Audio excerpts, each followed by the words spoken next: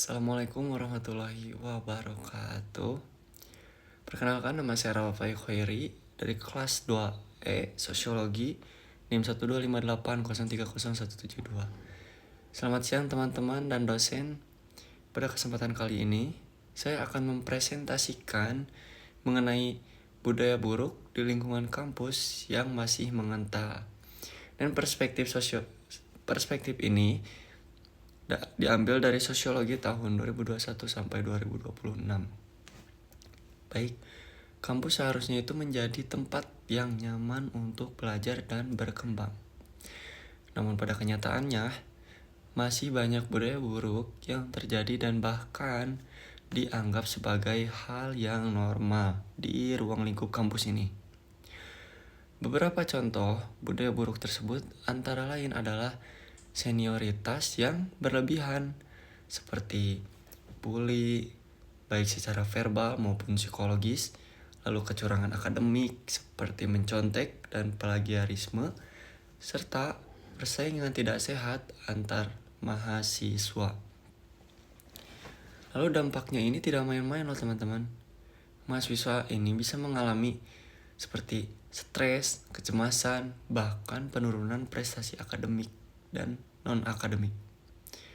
Lalu, tujuan dari penelitian ini adalah untuk memahami kebiasaan buruk yang masih ada di kampus dan menganalisis penyebabnya, dampaknya, dan menjelaskan fenomena tersebut melalui teori-teori sosiologi yang ada, serta memberikan rekomendasi untuk menciptakan lingkungan kampus yang lebih sehat dari sebelumnya.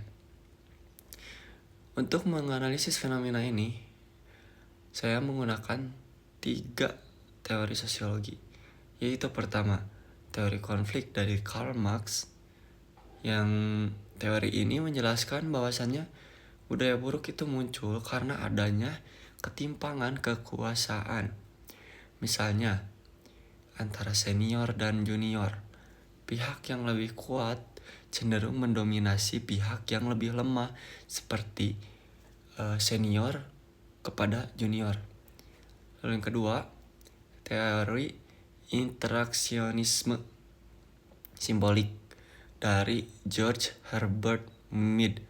Dalam teori ini menjelaskan bahwasannya perilaku buruk itu bisa menjadi hal yang dianggap normal karena sering terjadi dalam interaksi sehari-hari.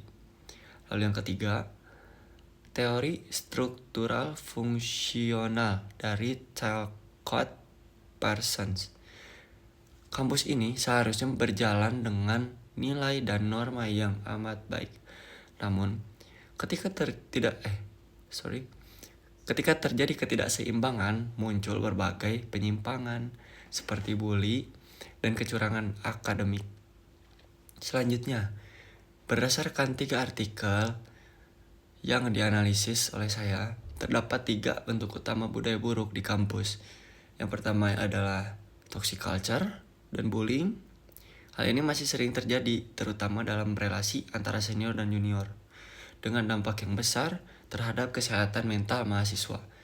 Yang kedua, academic dishonesty atau kecurangan akademik, seperti mencontek, titip absen, dan plagiarisme. Perilaku ini sering dipengaruhi oleh tekanan akademik serta lingkungan yang sudah mulai dianggap biasa. Lalu yang 3, toxic competition atau persaingan tidak sehat, yaitu mahasiswa seringkali terlalu fokus pada nilai atau IPK, sehingga memicu stres, burnout, dan kecemasan. Ketiga fenomena ini memiliki persamaan, yaitu sama-sama berdampak negatif dan dipengaruhi oleh sistem sosial yang ada di ruang lingkup kampus. Namun, perbedaannya terletak pada fokusnya, yaitu relasi kuasa, integritas akademik, dan tekanan kompetisi. Selain itu, terdapat beberapa celah penelitian atau research gap. Di antaranya adalah masih sedikit penelitian atau peneliti tentang budaya buruk di dunia digital kampus, dan kurangnya kajian mendalam tentang pengalaman mahasiswa, serta belum banyak penelitian yang menghubungkan budaya ini atau budaya kampus dengan kesehatan mental secara menyeluruh. Baik, metode yang digunakan dalam penelitian ini adalah kualitatif, deskriptif, dengan studi pustaka dari berbagai jurnal dan sumber yang relevan. Kemudian dianalisis menggunakan teori sosiologi dan sebagainya. Oke, di sini saya akan menyampaikan kesimpulannya.